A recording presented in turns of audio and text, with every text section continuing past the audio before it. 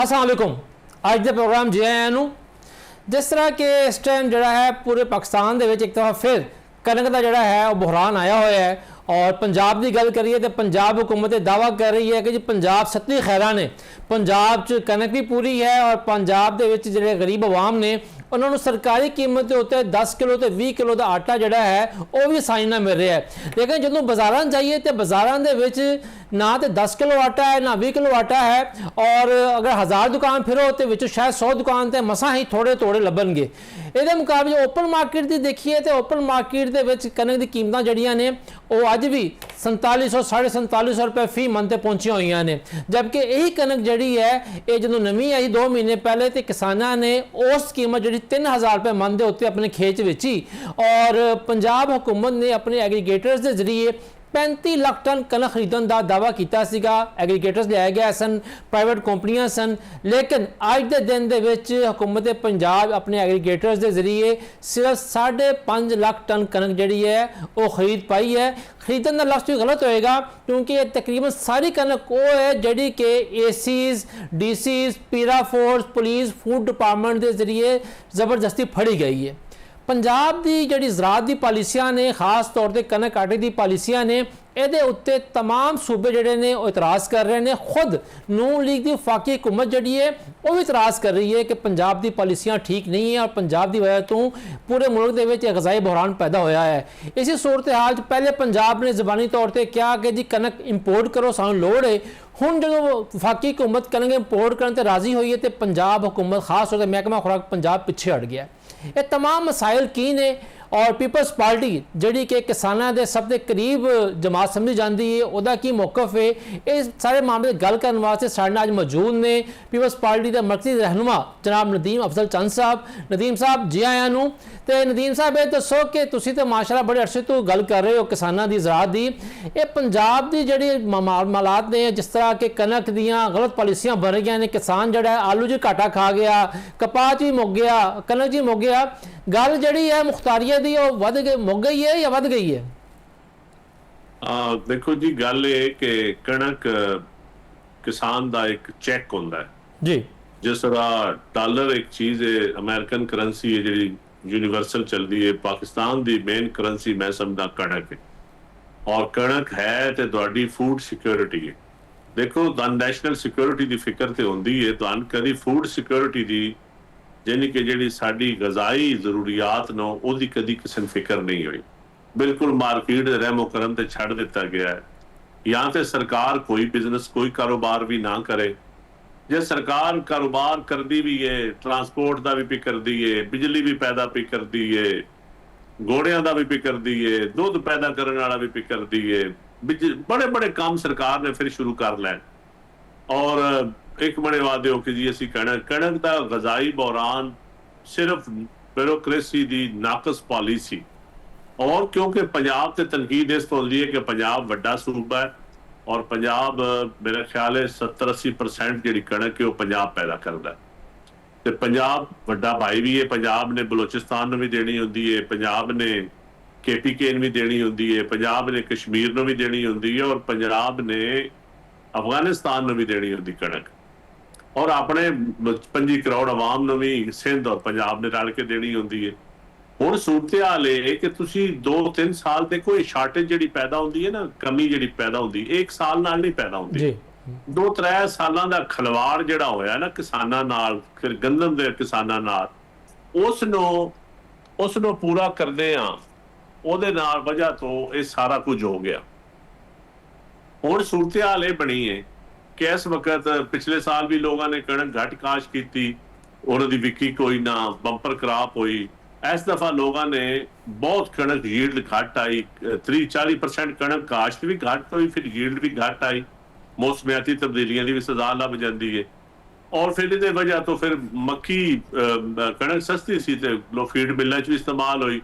लेकिन अज हुण हालत ये हुई पई है, मैं कश्मीर च गया तो उत्थे लाइनां लगियां सन आटे दियां जी। तुसीं यकीन करो जिथे आप पूरे पंजाब च भी हुण मजदूर तबका जिहड़ा बेचारा डेली 5 किलो आटा 2 किलो आटा मुल लैके खाण वाले लोग नो वो जिहड़ा 2 रोटियां खांदा सी वो 1 रोटी ते आ गया, जिहड़ा 3 रोटियां खांदा सी वो 2 रोटियां ते आ गया। लोगों ने अपनी रोटी की तादाद घटा दी है ਲੇਕਿਨ ਸਾਡੇ ਹੁਕਮਰਾਨਾਂ ਆਪਣੀ ਅਯਾਸ਼ੀਆਂ ਦੀ ਤਾਦਾਦ ਨਹੀਂ ਘਟਾਈ, ਨਾ ਉਹਦੇ ਵਿੱਚ ਕਮੀ ਕੀਤੀ ਹੈ। ਸਿਰਫ ਗਰੀਬ ਦੀ, ਮਾੜੇ ਬੰਦੇ ਦੀ ਜਿਸ ਮੁੱਲ ਲੈ ਕੇ ਕਣਕ ਖਾਣੀ ਹੈ, ਜਿਹਨੇ ਰੋਟੀ ਖਾਣੀ, ਰੋਟੀ ਬੁਨਿਆਦੀ ਚੀਜ਼ ਹੈ ਬੱਚਿਆਂ ਵਾਸਤੇ ਵੀ, ਵਾਲਦੈਨ ਵਾਸਤੇ ਵੀ, ਬੁੱਢਿਆਂ ਵਾਸਤੇ ਵੀ, ਹਰ ਬੰਦੇ ਵਾਸਤੇ ਇੱਕ ਬੁਨਿਆਦੀ ਤੁਹਾਡੀ ਗ਼ਜ਼ਾ ਹੈ। ਤੇ ਤੁਸੀਂ ਬੁਨਿਆਦੀ ਗ਼ਜ਼ਾ ਤੇ ਪੁਲਿਸ ਦੇ ਜ਼ਰੀਏ ਤੁਸੀਂ ਪਹਿਲੇ ਖਰੀਦਦੇ ਨਾ ਹੋ ਤੇ ਲੋਕ ਇhtਜਾਜ ਕਰਦੇ ਹਨ ਤੇ ਪੁਲਿਸ ਦਾ ਇਸਤੇਮਾਲ ਕਰਦੇ ਆ। ਹੁਣ ਪੁਲਿਸ ਦਾ ਤੁਸੀਂ ਇਸਤੇਮਾਲ ਕਰਦੇ ਪਏ ਕਣਕ ਖੋਣ ਉੱਤੇ। ਉਹ ਜਿਹੜੀਆਂ ਤੁਸੀਂ ਕੰਪਨੀਆਂ, 12 ਕੰਪਨੀਆਂ ਪੰਜਾਬ ਹੁਕੂਮਤ ਨੇ ਠੇਕੇ ਦਿੱਤੇ ਹੈ, ਉਹਨਾਂ ਦੀ ਕੀ ਕਾਰਕਰਦਗੀ? ਉਹਨਾਂ ਨੇ ਕਣਕ ਖਰੀਦ ਕੇ ਦੇਣੀ ਸੀ, ਸਟਾਕ ਕਰਨੀ ਸੀ। ਫਿਰ ਉਹਨਾਂ ਨੂੰ ਗਵਰਨਮੈਂਟ ਨੇ ਇਤਨਾ ਫੈਸਿਲਿਟੇਟ ਕੀਤਾ, ਇਤਨਾ ਉਹਨਾਂ ਨੂੰ ਸਹੂਲਤਾਂ ਦਿੱਤੀਆਂ, ਇਤਨੀਆਂ ਸਹੂਲਤਾਂ ਕਿਸਾਨ ਨੂੰ ਦਿੰਦੇ ਤੇ ਅੱਜ ਘਰ ਘਰ 'ਚ ਕਣਕ ਬੜੋਲਾ ਭਰਿਆ ਪਿਆ ਹੁੰਦਾ। ਇੰਜ ਨਾ ਹੁੰਦਾ ਹਰ ਘਰ 'ਚ ਕਣਕ ਹੁੰਦੀ। ਹੁਣ ਕਣਕ 5000 ਤੇ ਚਲੀ ਗਈ ਹੈ। KPK 'ਚ ਉਹਨੂੰ ਵੀ ਬਲੈਕ ਵੀ ਜਾਂਦੀ ਹੈ। ਲੀਗਲ ਤਰੀਕੇ ਨਾਲ ਨਹੀਂ ਜਾਣ ਦਿੰਦੇ, ਗੈਰ ਕਾਨੂੰਨੀ ਤਰੀਕੇ ਨਾਲ ਲੋਕ ਰਿਸ਼ਵਤ ਦੇ ਕੇ ਕਣਕਾਂ ਗਲਦੇ ਪਏ। ਅੱਛਾ ਦੇਵ ਸਾਹਿਬ, ਤੁਸੀਂ ਹੁਣੇ ਗੱਲ ਕੀਤੀ, ਤੁਸੀਂ ਆਪ ਵੀ ਬੜੇ ਤਗੜੇ ਜ਼ਿਮੀਂਦਾਰ ਹੋ, ਕਿਸਾਨ ਹੋ, ਤੁਸੀਂ ਗੱਲ ਕੀਤੀ ਕਣਕ ਦੀ ਪੈਦਾਵਾਰ ਐਤਕੀ ਜਿਹੜੀ ਝਾੜ ਘੱਟ ਹੋਇਆ, ਇਹੀ ਉਹ ਬੁਨਿਆਦ ਹੈ ਜਿਹਦੇ ਉੱਤੇ ਕਿ ਜਦੋਂ ਕਣਕ ਨਵੀਂ ਆਈ ਹੈ ਉਸੇ ਟਾਈਮ ਕਿਸਾਨਾਂ ਨੇ ਕਹਿਣਾ ਸ਼ੁਰੂ ਕਰਤਾ ਸੀਗਾ ਕਿ ਫੀ ਕਿੱਲਾ ਜਿਹੜੀ ਹੈ 5 ਤੋਂ 7 ਮਣ ਝਾੜ ਘੱਟ ਹੈ। ਲੇਕਿਨ ਪਹਿਲੇ ਮਹਿਕਮਾ ਜ਼ਰਾਅਤ ਸਮੇਤ ਪੂਰੀ ਪੰਜਾਬ ਹੁਕੂਮਤ ਡਟੀ ਰਹੀ ਕਿ ਨਹੀਂ ਪੈਦਾਵਾਰ ਪੂਰੀ ਹੈ, ਔਰ ਬਲਕਿ ਇਹਨਾਂ ਨੇ ਇੱਕ ਦਾਅਵਾ ਕੀਤਾ ਪੰਜਾਬ ਹੁਕੂਮਤ ਨੇ ਕਿ ਸਾਡੀ ਜਿਹੜਾ ਹਦਫ ਸੀਗਾ ਉਸ ਤੋਂ ਜ਼ਿਆਦਾ ਕਣਕ ਪੈਦਾ ਕੀਤੀ ਹੈ। ਤੁਸੀਂ ਉੱਠਦੇ ਬੈਠਦੇ ਹੋ ਕਿਸਾਨਾਂ ਦੇ ਵਿੱਚ ਔਰ ਤੁਸੀਂ ਜ਼ਮੀਨ ਨਾਲ ਜੁੜੇ ਆਦਮੀ ਹੋ, ਤੁਸੀਂ ਇਹ ਦੱਸੋ ਕਿ ਕਣਕ ਦੀ ਪੈਦਾਵਾਰ ਵਾਕਈ ਘੱਟ ਹੋਈ ਹੈ ਪੰਜਾਬ 'ਚ? देखो कणक गडीवी घट है, 3% ते कणक लोगों ने काश्त घट की है। फिर DAP यूरिया इतनी महंगी सी, लोगों ने खाद घट पाई है, इनपुट्स महंगे सन, डीजल महंगा सी, लोगों ने सीयां 4-5 लाते सन, कणक तैयार कर लगे, जमीन तैयार कर लगे, जमीन की तैयारी च भी लोगों ने कंजूसी की है, अपनी बचत की है। क्योंकि जितना डीजल महंगा है, DAP 15-16 हज़ार दी, यूरिया 4-5 हज़ार दी, 5000 ਤੇ ਯੂਰੀਆ ਪੜ ਗਈ ਹੈ। ਜਿੱਥੇ 2 DAP ਪਾਉਂਦੇ ਸਨ, ਪੋਟਾਸ਼ ਪਾਉਂਦੇ ਸਨ, ਪੋਟਾਸ਼ ਵੀ ਉਹਨੇ ਛੱਡ ਦਿੱਤੀ ਪਾਣੀ। ਉਹ ਲੋਕਾਂ ਖਾਦ ਘੱਟ ਪਾਈ ਹੈ, ਜਿਸ ਵਜ੍ਹਾ ਤੋਂ ਯੀਲਡ ਵੀ ਘੱਟ ਹੋਈ ਹੈ, ਪੈਦਾਵਾਰ ਘੱਟ ਹੋਈ ਹੈ। ਔਰ ਫਿਰ ਮੌਸਮਿਆਤੀ ਤਬਦੀਲੀ ਦੀ ਸਜ਼ਾ ਵੀ ਕਿਸਾਨ ਨੂੰ ਲੱਭੀ ਹੈ, ਉਹ ਵੀ ਪੈਦਾਵਾਰ ਘੱਟ ਹੋਈ ਹੈ। ਇਹ ਸਾਰੀਆਂ ਚੀਜ਼ਾਂ ਰਲਾਉਂਦੇ ਹੁਣ ਤੁਹਾਡੇ ਮੁਲਕ 'ਚ 28 ਲੱਖ ਟਨ ਤੇ ਤੁਹਾਡਾ ਐਜ਼ ਪਰ ਕਨਸਟੀਟਿਊਸ਼ਨ ਆਇਨ ਦੇ ਮੁਤਾਬਕ ਤੁਹਾਡੀ ਫੂਡ ਸਿਕਿਉਰਿਟੀ ਤੁਹਾਡੇ ਕੋਲ ਸਟਾਕ ਹੋਣਾ ਚਾਹੀਦਾ ਜੀ। ਖੁਦਾ ਨੇ ਖਾਸਾ ਜੰਗ ਲੱਗ ਸਕਦੀ ਹੈ, ਸੈਲਾਬ ਆ ਸਕਦੇ, ਨਾਫਤਾਂ ਆ ਸਕਦੀਆਂ। ਭੁੱਟੋ ਸ਼ਹੀਦ ਨੇ ਪਾਸਕੋ ਦਾ ਮਹਿਕਮਾ ਇਸੇ ਤੋਂ ਬਣਾਇਆ ਸੀ ਕਿ ਗਿਲਗਿਤ ਬਲਤਿਸਤਾਨ ਤੋਂ ਲਾ ਕੇ ਕਸ਼ਮੀਰ, DG ਖਾਨ, ਰਾਜਨਪੁਰ ਤੱਕ, ਖੈਬਰ ਤੱਕ ਪਾਸਕੋ ਕੋਲ ਫੂਡ ਸਿਕਿਉਰਿਟੀ ਹੁੰਦੀ ਸੀ। ਇੱਕ ਲਹਿਦਾ ਇਦਾਰਾ ਵਫਾਕੀ ਹੁਕੂਮਤ ਨੇ ਬਣਾਇਆ ਸੀ ਔਰ ਬੜੀ ਮੁੱਦਤ ਉਹਦੇ ਕੋਲ ਤੁਹਾਡੀ ਸਟ੍ਰੈਟੇਜਿਕ ਸਟਾਫ ਜਿਹੜਾ ਹੁੰਦਾ ਹੈ, ਜਿਹੜਾ ਦਿਫਾਈ ਨੁਕਤਾ ਨਜ਼ਰ ਨਾਲ ਉਹ ਵੀ ਉਹ ਰੱਖਦਾ, ਤੁਹਾਡੀਆਂ ਯੂਨਿਟਾਂ ਨੂੰ ਕਣਕ ਦਿੰਦਾ ਹੈ, ਤੁਹਾਡੇ ਦੂਰ ਦਰਾਜ਼ ਇਲਾਕਿਆਂ ਨੂੰ ਪਾਸਕੋ ਕਣਕ ਦਿੰਦਾ। ਇਹਨਾਂ ਪਾਸਕੋ ਵੀ ਖਤਮ ਕਰ ਦਿੱਤਾ ਕਿ ਜੀ ਪਾਸਕੋ ਵੀ ਅਸੀਂ ਬੰਦ ਕਰਨ ਲੱਗੇ ਹਾਂ। ਮਹਿਕਮਾ ਫੂਡ ਨੇ ਖਰੀਦਾਰੀ ਨਹੀਂ ਕੀਤੀ। ਪੰਜਾਬ ਦੇ DFC, AFC ਇਤਨਾ ਵੱਡਾ ਮੈਨੇਜਮੈਂਟ ਪਈ ਹੈ ਜਿਹੜੀ ਕਰੋੜਾਂ ਅਰਬਾਂ ਰੁਪਈਆ ਖਰਚਾ ਹੋਇਆ ਇੱਕ ਮਹਿਕਮੇ ਤੇ, ਉਹ ਕਿਸ ਮਕਸਦ ਵਾਸਤੇ ਹੁਣ ਇਸਤੇਮਾਲ ਹੋ ਰਹੇ ਨੇ? ਉਹਨਾਂ ਨੇ ਕਿਹਦੇ ਕਰਨਗੇ ਉਸ ਮਹਿਕਮੇ? ਉਸ ਮਹਿਕਮੇ ਨੇ ਵੀ ਕੋਈ ਕੰਮ ਨਹੀਂ ਕੀਤਾ। ਪਿੱਛੇ ਰਹਿ ਗਈ ਮਹਿਕਮਾ ਆਪਾਸ਼ੀ, ਉਹਦੇ ਵੀ ਤੁਸੀਂ ਫੰਡ ਕੱਟ ਕਰ ਦਿੱਤੇ। ਪਾਣੀ ਦਾ ਮਸਲਾ ਵੀ ਪੈਦਾ ਹੋ ਗਿਆ। ਮਹਿਕਮਾ ਆਪਾਸ਼ੀ ਦੇ ਜਿਤਨੇ ਕਾਨੂੰਨੀ ਤੌਰ ਤੇ ਜਾਂ ਅਖਲਾਕੀ ਤੌਰ ਤੇ ਫੰਡ ਹੋਣੇ ਚਾਹੀਦੇ ਨਹੀਂ ਹੈ। ਤੇ ਤੁਸੀਂ ਇਹ ਸਾਰੀਆਂ ਚੀਜ਼ਾਂ ਜਿਹੜੀਆਂ ਨਾ ਜੀ ਆਪਣਾ ਇਹਦਾ ਇਹ ਕਰਦਿਆਂ ਇਸ ਕਰ ਇਹ ਵਜ੍ਹਾਤ ਬੜੀ ਹਨ। ਇਹ ਕੋਈ ਇੱਕ ਦਿਨ ਦੀ ਵਜੂਹਾਤ ਨਹੀਂ ਹੈ। ਸਹੀ। ਅੱਛਾ ਚੰਦ ਸਾਹਿਬ, ਲੇਕਿਨ ਪੰਜਾਬ ਹੁਕੂਮਤ ਤੇ ਦਾਅਵਾ ਕਰਦੀ ਹੈ ਅਸੀਂ ਨਾ ਕਿਸਾਨਾਂ ਨੂੰ ਕਿਸਾਨ ਕਾਰਡ ਦੇ ਕੇ ਬੜੀ ਸਹੂਲਤ ਦਿੱਤੀ ਹੈ, ਅਸੀਂ ਗ੍ਰੀਨ ਟਰੈਕਟਰ ਦੇ ਰਹੇ ਹਾਂ, ਉਸ ਤੋਂ ਬਾਅਦ ਬਹੁਤ ਬੜੀ ਸਹੂਲੀਅਤ ਦੇ ਰਹੀਆਂ ਨੇ। ਲੇਕਿਨ ਜਦੋਂ ਅਸੀਂ ਜਾਂਦੇ ਹਾਂ ਕਿਸਾਨਾਂ ਦੇ ਕੋਲ ਤੇ ਕਿਸਾਨਾਂ ਦੀ ਅਕਸਰੀਅਤ ਇਹ ਕਹਿੰਦੀ ਹੈ ਕਿ ਦੇਖੋ ਕਿਸਾਨ ਕਾਰਡ ਦੇ ਕੇ ਸਾਡੇ ਤੇ ਆਸਾਨ ਤੇ ਨਹੀਂ ਕਰ ਰਹੇ, ਉਹ ਤੇ ਕਰਜ਼ਾ ਹੈ, ਕਰਜ਼ਾ ਅਸੀਂ ਵਾਪਸ ਕਰ ਰਹੇ ਹਾਂ। ਦੇਖੋ ਜੀ, ਕਿਸਾਨ ਕਾਰਡ ਦੇ ਵਿੱਚ ਵੀ 9% ਕਟੌਤੀ ਹੋ ਜਾਂਦੀ ਹੈ ਔਰ ਕਿਸਾਨ ਨਾਲ ਤੁਸੀਂ ਅਗਰ ਕਰਜ਼ੇ ਤੇ ਹੀ ਲਾਣਾ ਹੈ ਤੇ ਫਿਰ ਕੀ ਫਾਇਦਾ? ਉੱਥੇ ਕਿ ਜ਼ਰੀ ਬੈਂਕ ਹੈ ਜੀ, ਜ਼ਰੀ ਬੈਂਕ ਵੀ ਕਰਜ਼ੇ ਦਿੰਦਾ ਹੈ, ਜ਼ਰੀ ਬੈਂਕ ਨੇ ਵੀ ਤੁਸੀਂ ਕਰਜ਼ੇ ਘਟਾ ਦਿੱਤੇ। ਕਰੋਨਾ ਆਇਆ, ਜਿਸ ਟਾਈਮ ਕਰੋਨਾ ਆਇਆ 1200 ਅਰਬ ਰੁਪਈਆ ਉਸ ਵਕਤ PTI ਦੀ ਹੁਕੂਮਤ ਨੇ ਲੋਕਾਂ ਨੂੰ ਦਿੱਤਾ, ਲੇਕਿਨ ਕਿਸਾਨਾਂ ਨੇ 1 ਰੁਪਈਆ ਨਹੀਂ ਲੱਭਾ। ਰਿਕਾਰਡ ਉਠਾ ਕੇ ਵੇਖ ਲਓ।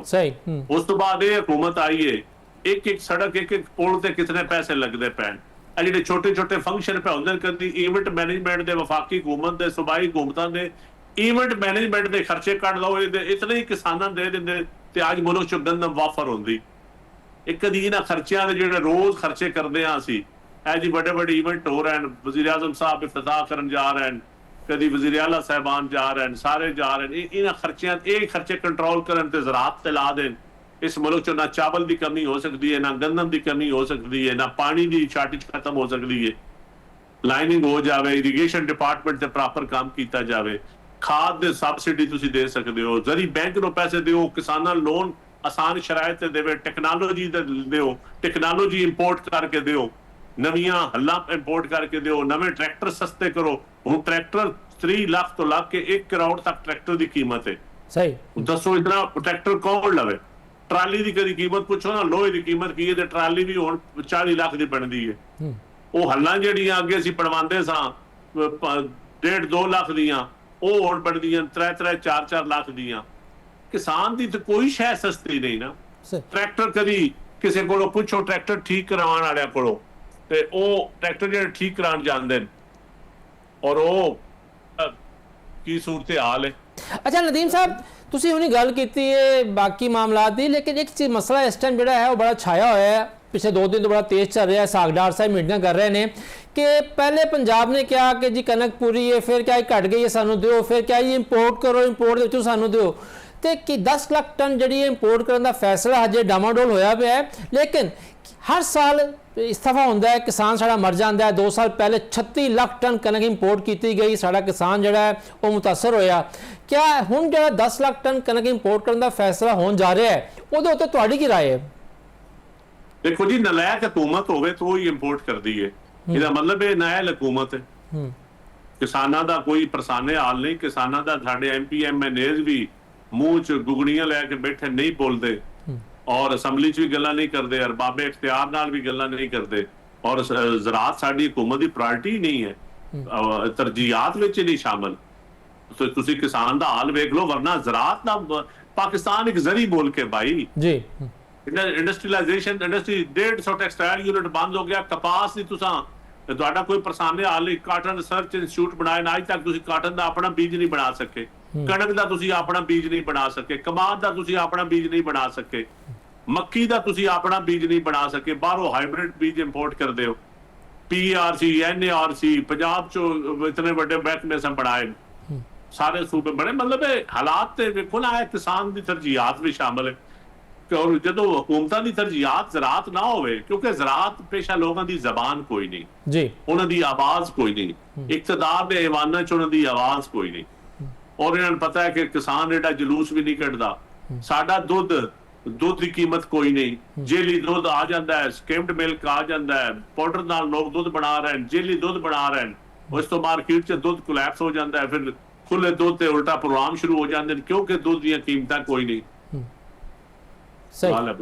ਅੱਛਾ, ਪੰਜਾਬ ਦੀ ਗੱਲ ਕਰ ਰਹੇ ਹਾਂ ਤੇ ਮਹਿਕਮਾ ਖੁਰਾਕ ਪੰਜਾਬ ਜਿਹੜਾ ਹੈ ਉਹਨੇ ਇਸ ਦਫਾ ਬਾਕੀ ਸੂਬਿਆਂ ਨੂੰ ਕਣਕ ਦੇ ਉੱਤੇ, ਆਟੇ ਦੀ ਤਰਸੀਲ ਦੇ ਉੱਤੇ ਬੜੀ ਸਖਤੀਆਂ ਕੀਤੀਆਂ।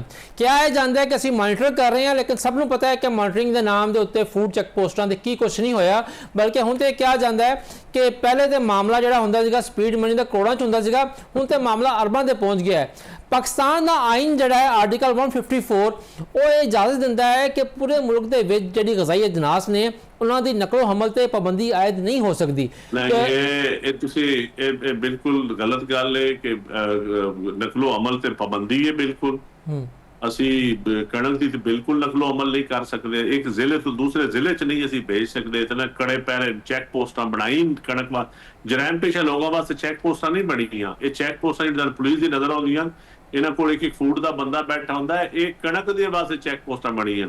ਇਹਦੇ ਜਿਵੇਂ ਕਣਕ ਇਸ਼ਤਿਹਾਰੀ ਹੋ ਗਈ ਹੈ, ਸਹੀ, ਕਣਕ ਜਰੈਮ ਪੇਸ਼ਾ ਹੋ ਗਈ ਹੈ, ਕਿਸਾਨ ਜਰੈਮ ਪੇਸ਼ਾ ਹੋ ਗਿਆ ਹੈ, ਸਹੀ। ਔਰ ਇਹ ਡਰਨ ਉਸ ਵਕਤ ਤੋਂ ਜਦੋਂ ਇੰਡੀਆ ਦੇ ਕਿਸਾਨਾਂ ਔਰ ਪੰਜਾਬ ਦਾ ਕਿਸਾਨ ਜਾਂ ਇੱਥੇ ਵੀ ਸਿੰਧ ਦਾ ਕਿਸਾਨ ਜਾਂ ਸਾਡਾ ਕਿਸਾਨ ਜਿਹੜਾ ਹੈ ਉਹ ਆਪਣੇ ਟਰੈਕਟਰ ਟਰਾਲੀਆਂ ਲੈ ਕੇ ਸ਼ਹਿਰਾਂ ਵੱਲ ਦੌੜ ਪਿਆ, ਇਹ ਡਰਨ ਉਸ ਵਕਤ ਤੋਂ, ਸਹੀ। ਔਰ ਅਗਰ ਇਹ ਹਾਲਾਤ ਰੱਖੇ ਤੇ ਉਹ ਵਕਤ ਦੂਰ ਨਹੀਂ ਹੈ, ਵੀ ਤੁਹਾਨੂੰ ਮੈਂ ਦੱਸ ਦਿਆਂ, ਸਹੀ। ਇੱਥੇ ਲਾਂਗੇ ਛੋਟੀ ਬ੍ਰੇਕ, ਤੇ ਬ੍ਰੇਕ ਦੇ ਬਾਅਦ ਵਾਪਸ ਆਵਾਂਗੇ ਤੇ ਚੰਦ ਸਾਹਿਬ ਕੋ ਜ਼ਰਾਅਤ ਤੇ ਵੀ ਗੱਲ ਕਰਾਂਗੇ ਤੇ ਉਸ ਤੋਂ ਬਾਅਦ ਕੁਝ ਸਿਆਸਤ ਤੇ ਵੀ ਗੱਲ ਕਰਾਂਗੇ ਕਿ ਸਿਆਸੀ ਮਾਮਲਾ ਜਿਹੜੇ ਕਿਸ ਪਾਸੇ ਜਾ ਰਹੇ। ਇੱਕ ਛੋਟੀ ਬ੍ਰੇਕ ਤੋਂ ਬਾਅਦ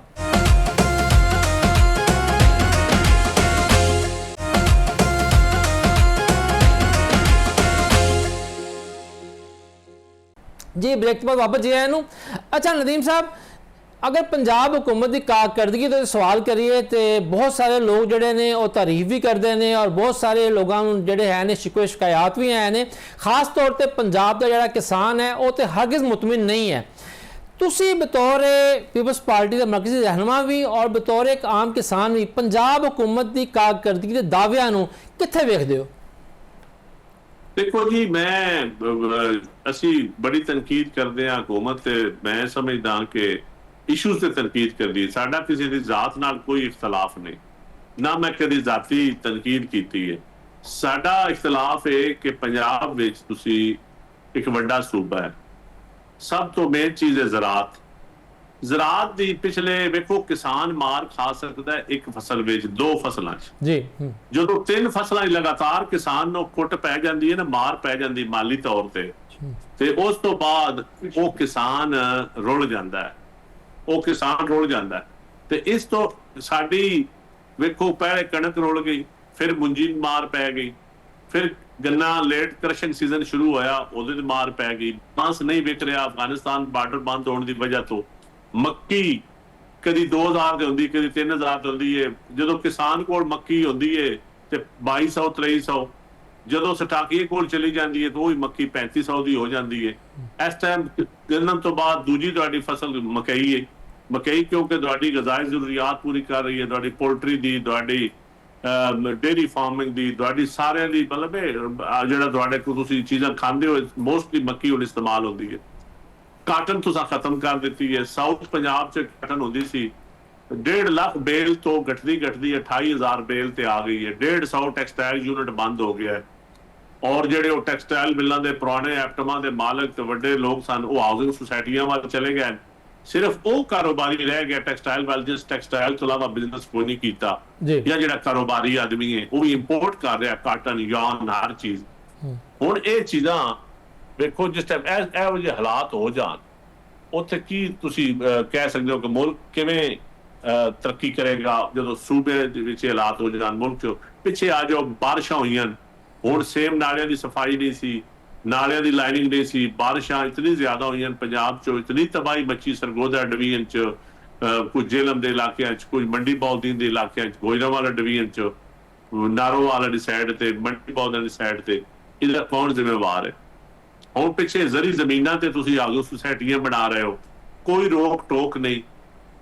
ਵੇਖੋ ਨਾ, ਜਿਤਨੀ ਹਾਊਸਿੰਗ ਸੁਸਾਇਟੀਆਂ ਤਰੱਕੀ ਦਿੱਤੀ ਜਾ ਰਹੀ ਹੈ, ਵੱਡੇ ਵੱਡੇ ਅਰਬਾਬੇ ਇਖਤਿਆਰ, ਕਾਬੀਨਾ ਦੇ ਵਜ਼ੀਰ, ਹਰ ਬੰਦੇ ਹੀ ਹਾਊਸਿੰਗ ਸੁਸਾਇਟੀਆਂ ਦਾ ਕੰਮ ਕਰਨ ਲੱਗ ਪਿਆ। ਤੇ ਫਿਰ ਜਿਸ ਟਾਈਮ ਸਾਰੇ ਬਿਊਰੋਕ੍ਰੇਸੀ, ਸਾਰੇ ਸਿਆਸਤਦਾਨ ਇਸ ਕੰਮ ਅਗਰ ਪੈ ਜਾਣਗੇ ਤੇ ਜ਼ਰਾਅਤ ਦਾ ਫਿਰ ਕੌਣ ਪਰੇਸ਼ਾਨ ਹਾਲ ਹੋਏਗਾ? ਫਿਰ ਛੋਟੀ ਇੰਡਸਟਰੀ ਜਿਹੜੀ ਐਗਰੋ ਬੇਸ ਇੰਡਸਟਰੀ ਸੀ ਉਹ ਤਕਰੀਬਨ ਬੰਦ ਹੋਈ ਪਈ ਹੈ। ਮੇਨ ਕਾਟਨ ਜਿਨਰ ਸਨ ਜਿਹੜੇ ਆਇਲ ਪੈਦਾ ਕਰਦੇ ਸਨ, ਫਿਰ ਉਸ ਤੋਂ ਬਾਅਦ ਤੁਹਾਡੇ ਪੈਸਟੀਸਾਈਡਿੰਗ, ਤੁਹਾਡੇ ਪੈਰੀਸ਼ੇਬਲ ਆਈਟਮ ਜਿਹੜੇ ਤੁਹਾਡੇ ਖਰਾਬ ਹੋਣ ਵਾਲਾ ਫਰੂਟ ਹੈ, ਕਿੰਨੋ ਅੰਬ ਤੁਹਾਨੂੰ ਪਤਾ ਹੈ ਕਿਸਾਨ ਕੋਲ ਪਹਿਲੋਂ ਵਿਕੀ ਨਹੀਂ, ਜੋ ਹੀ ਆ ਗਿਆ ਥੋੜਾ ਜਿਹਾ ਸ਼ਾਰਟ ਹੋਇਆ ਤੇ ਫਿਰ ਕਿੰਨੋ ਅੰਬ ਦੀ ਕੀਮਤ ਕਿ ਕਿੰਨੋ ਅਸੀਂ 4000 ਰੁਪਏ ਮਣ ਵੇਚਦੇ ਸਾਂ ਜੀ। ਹੁਣ ਸਾਡਾ ਕਿੰਨੋ 1200 ਤੋਂ ਮਣ ਵੀ ਕੋਈ ਲੈਣ ਨੂੰ ਤਿਆਰ।